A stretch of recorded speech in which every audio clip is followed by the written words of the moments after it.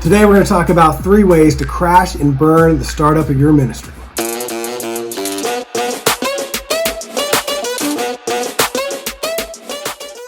Hey, this is Kevin. And this is Mark. And this is Go to the Campus with Crew, where we talk about how to reach students on a high school campus. Hey, today we're going to be talking about 3 ways to crash and burn at the start of your year. Mark, I don't know about you, but there is a dynamic tension that's involved in the startup. There is this urgency and this feeling like we got to get out there and do this. And there are certain things that we can probably do that'll ensure that by around October 1st, we'll just be completely fried. Totally agree. And so often we don't pay attention to that, and we are fried. We talk to staff a lot of times are just dead tired. So those 3 things that'll crash and burn your ministry and your startup. 1 is don't pace yourself. That means think that everything is important and go, go, go. If you run out of gas you'll get to October and you'll run out of gas and you won't have anything left to give the rest of the year. So pace yourself at the beginning of the year. Yes, it is important to gather students. It is crazy important to tell people about Jesus, but pace yourself. In my first college cross-country race, I went out. It was a 6-mile race. I went out leading the charge. And by the end of the race, you know where I was? You can guess. I was in the rear. Yes. I had completely spent myself in the first mile. I think that's sort of what can happen.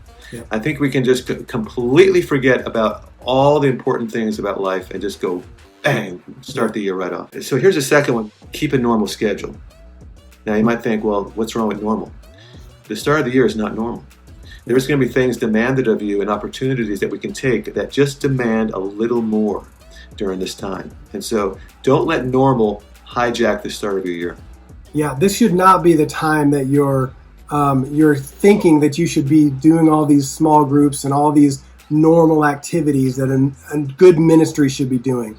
The startup of the year, you're saying no to a lot of good things so that you can focus on the best things. If you start off with your ministry maintenance stuff, you probably won't get to much evangelism or big outreach stuff or do a lot of team talks, which is one of the most important things in evangelism on a campus. Yeah. But you'll be stuck with all this ministry maintenance stuff. So you're going to have to drop a lot of things so you can focus on the most important things. I like that, Mark. That's a good job. Yeah. Hey, the third one is just neglect your greatest resource. Neglect them. And who is that? That's your staff and your volunteers, your student leaders. They need direction. They need to have cast an expectation of them, prayer, to retreat with them, to get them aligned. That kind of time might seem like it's not worth it, but it really is in the end. Yeah, if you bring your adult leaders and your student leaders along well at the beginning of the year, they will adopt your vision for that year. If you run ahead of them and just use them as at the beginning of the year, use them to do the activities that you think they should do, they will never catch the vision. And by the mid-year, they'll be gone. They won't know what they're supposed to be doing. Catch them up with the vision with you at the beginning. Let them even set some of the vision for that year and let them own it so that you're all going together through the year. So those are 3 ways to crash and burn your ministry. Do those 3 things. We guarantee that the startup will kill the rest of your year. But Kevin, are there ways to avoid these things? What's the hope? So. How do we avoid them? That's good, Mark. I think generally the idea of keeping a balanced schedule at the start of the year can be temporarily suspended. Yeah. Did you hear that? It can be temporarily suspended because we don't want to neglect the essential life-sustaining disciplines in the middle of that, though. All right? You suspend balance, but you don't suspend the important things that will give life to you and keep you sustained. And the first thing is in the spiritual area. Please, oh please, don't stop your daily discipline of meeting with God. Whenever you do it, could be in the morning, could be at night, could be whenever, but that is going to give you the fuel of the bread of life that you need in order to go into the front lines, because face it, evangelism drains everyone. And if we're not filled with the Spirit, evangelism is just a nice activity. And so that daily dose of the Lord is absolutely imperative. That's really good, Kevin. The second thing is emotionally. So do something that brings life to your spirit emotionally. A lot of times we can run in ministry and not feed our souls, and that will cause a drain on your soul. So if you're intentional about doing something you really enjoy doing that feeds your soul, it'll ward off the exhaustion that is going to be coming. You know, this old timer used to tell me, I'm not going to rust out. I'm going to burn out. You know, and I'm like, who are you, right? It's okay to be tired during this time. Yes. Absolutely. Yes.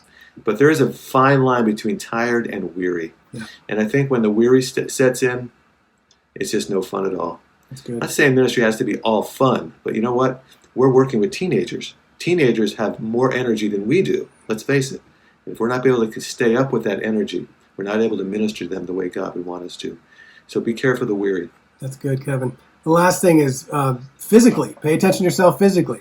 And a wise man once told me that if you have an exercise routine during this season, keep it. And if you don't, this is not the time to start it. I know we're supposed to be healthy physically, but this is not the time for the stress and exhaustion of starting something new. Wait till October for that. During this season, if you're exercising, go for it. Keep it up. It is important for you. And then, eat well, just drink water, get your rest. But stay healthy during the season. Take your vitamins, for crying out loud, Vitamins. Oh my gosh. Hey. Vitamins. So this seems like a very practical thing to share, but we wanted to remind everyone. It's kind of this tension that happens. We have to work as hard as we've ever done. It is harvest time, and the farmer works from sun up to sundown. But we don't neglect the things that will give us the kind of internal balance that we need. Even though our schedule is not balanced, inside we can be balanced, and these things will help us stay there. Well, I would just say, I think if you're not feeling the tension during this time for these things, you may not be running fast enough during the start of the year. The start of the year is demanding, and it will call a lot from you. And go for it, but do stay balanced, and know that it's just a season. It will end. You do need to wrap up that fast-moving season and go back toward a normal schedule again. Don't try to keep that pace. But if you're not feeling the tension, it may be that you're not really running fast enough during that season. That's a good point, bro. That's a really good point. Thanks, man. I like that. And if you like what we're talking about, which we obviously do as well, we invite you to join the community. Subscribe, like us, pass this video on to somebody else. We'd love for you to be a part of our community. And remember, when in doubt, go to the campus.